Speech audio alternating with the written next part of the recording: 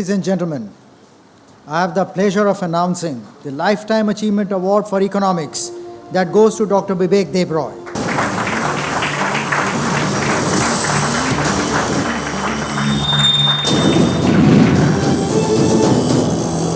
He is a visionary economist who has written extensively on economic growth, covering the entire gamut from legal reforms to railway reforms.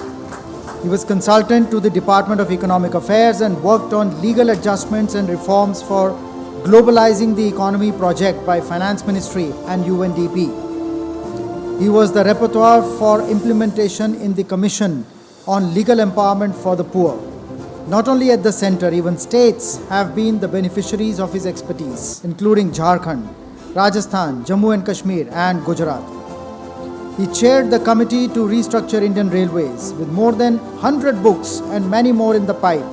Debroy is a teacher at heart and believes in the decentralization and economic growth with the last person in the queue. Congratulations.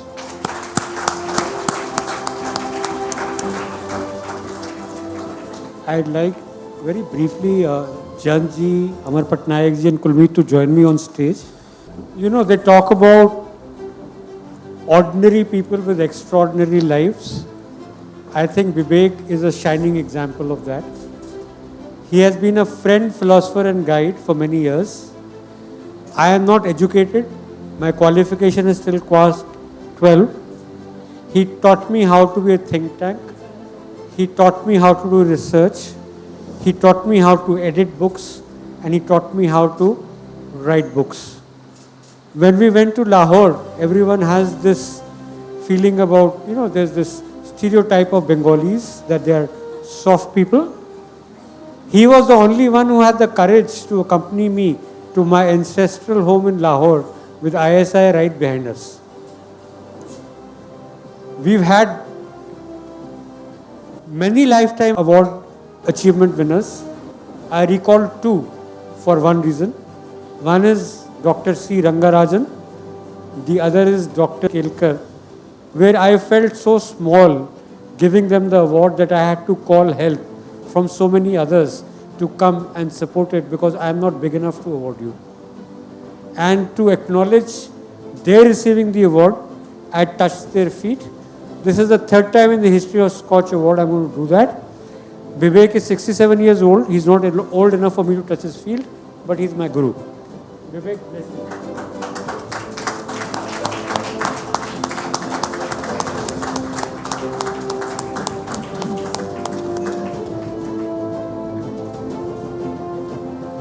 Thank you, Samir Kocher and the SKOCH Foundation. Thank you, Samir, for those very, very kind words. The SKOCH Foundation has always been very kind towards me. And good afternoon, ladies and gentlemen. A Lifetime Achievement Award. What is life? It is preparation for death. What is death? It is preparation for life. So one can be philosophical about what is life and about this cycle of samsara.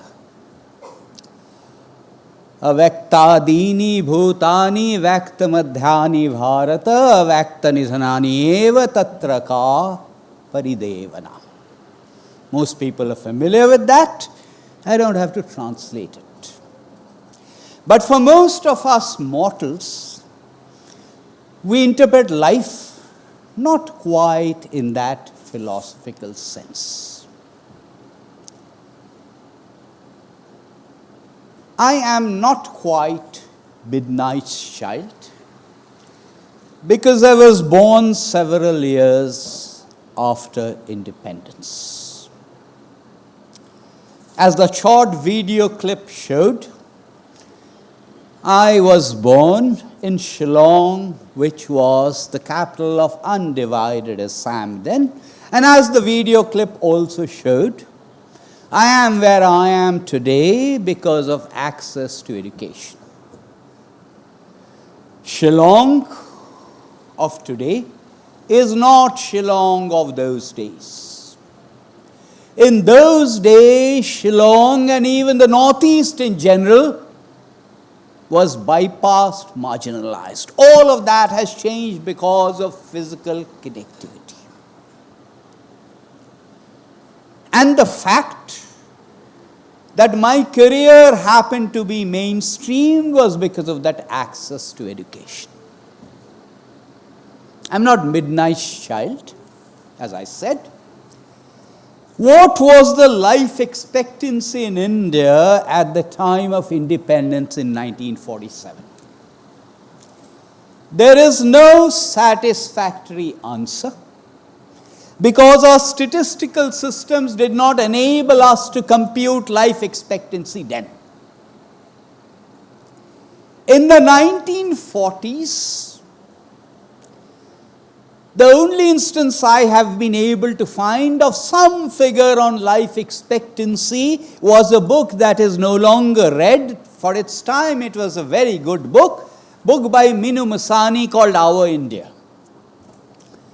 And in Our India, the average Indian's life expectancy was given as 27 years. Then we had the census, and independent India's life expectancy went up to 31 years. Those two figures are not quite comparable. One was for British India, did not include the princely states. The other one was for independent India.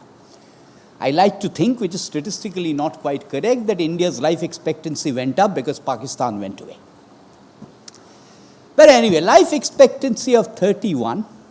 Compared to that, here am I, and you've already been told I'm 67 years old. I've lived a fairly long time.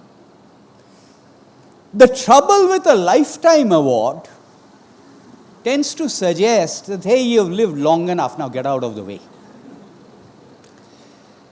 There's a senior economist, I will not mention his name, all of you are familiar with him, and by the way, I'm not talking about Montague, who once told me several years ago, Bibek, when I was 50, I used to think, when will these old fogies get out of the way?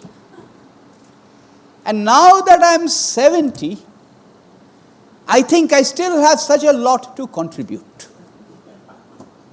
And I repeat, I'm not talking about Montague. But somehow this lifetime achievement award, it does tend to suggest that someone wishes you to exit. Although in fairness to Samir, this is not the first time I am getting a lifetime achievement award. I think it's the third time. And also in fairness to Samir, earlier on we saw that several people have been inflicted with lifetime achievement awards by the SKOCH Foundation and have lived to tell the tale. The latest example being Dr. Rangarajan, who was conferred a lifetime achievement award some 15 years ago, and yesterday we celebrated his 90th birthday. 67 years is India's average life expectancy today for males. For women, it's a little bit more. So in an average sense, yes, it is time for me to exit. But averages are average indicators. If you catch hold of me, put one of my feet inside a fridge and the other one inside a microwave, on an average, I will be comfortable. So averages can be misleading, and yes, the life expectancy at birth is 67, but if you look at the life expectancy at the age of 67, I still have some years to go. In our traditional texts, there are things that are referred to as sanskaras. These are thresholds in life. A sanskara is a certain threshold that you come to at some point in life. The listing varies a bit, but generally there are 16 sanskaras. And no, getting a SKOCH award is not one of them. text did not anticipate a Scotch award. One of these sanskaras is called Sahasra Chandra Darshanam. Sahasra Chandra Darshanam, seeing 1,000 moons, seeing 1,000 full moons. So when you have actually seen 1,000 full moons, then you've come to an important threshold in your life. We normally tend to think that there is one full moon every month, and therefore that 1,000 full moons, Sahasra Chandra Darshanam, translates into something like 83 years. Not quite correct. Because sometimes there might be two Purnimas in the same month. So the Sahasra Chandra Darshanam actually happens at the age of 81.3 years. So I'm bargaining with the Scotch Foundation and arguing that for God's sake, I still have some 15, 16 odd years left. If I look back at my life, it has been a bit of a roller coaster with all kinds of twists and turns, starting with Shillong. When I was at the age of 20, like several people who are young, I wanted to take on the world. So at the age of 20, I wanted to take on the world. By the time I attained the age of 40, I realized that instead of my taking on the world had taken me on. When I attained the age of 60, I realized that it didn't matter one way or the other. And now that I am heading towards that 81.3 years, I am heading towards the realization that both I and the world are illusions. In the course of my life, which as I said has been full of twists and turns, I have met several people. I have traveled part of that journey with all kinds of people. They have helped me achieve whatever I have achieved today. And eventually they have drifted apart. In the Mahabharata, there is a shloka which says that this is just like logs of wood floating around on the ocean. They travel together for a short while and then they drift apart. That is life.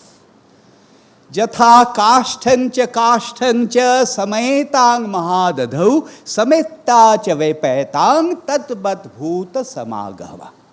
The relationship between human beings is also just like that. And that's been my experience as well. However, in all of this, there is one person who has not drifted away. There is one person who shall not drift away, and that person has been the support, the foundation, the Sahadharmini behind everything that I have been able to do and will continue to do. I am, of course, referring to my wife. I am referring, of course, to my wife, Suparna. And I am going to end by quoting one of my favorite poets. He was my favorite poet in any case, but I am particularly quoting him now because Mr. Patnaik is here. And this time I am not going to translate. And I am talking about Jayadeva and Gito Govindam and the 19th Ashtapadi in Jayadeva's Gito Govindam. And I will not translate. Tvamasi mama bhushanang, tvamasi mama jivanang, tvamasi mama bhava jaladhi ratnam. Bhavatu bhavati hamai satat manurodhini tatra mama hridayam atijatnam. Thank you, ladies and gentlemen. Thank you, Scotch, for showing me this great honor.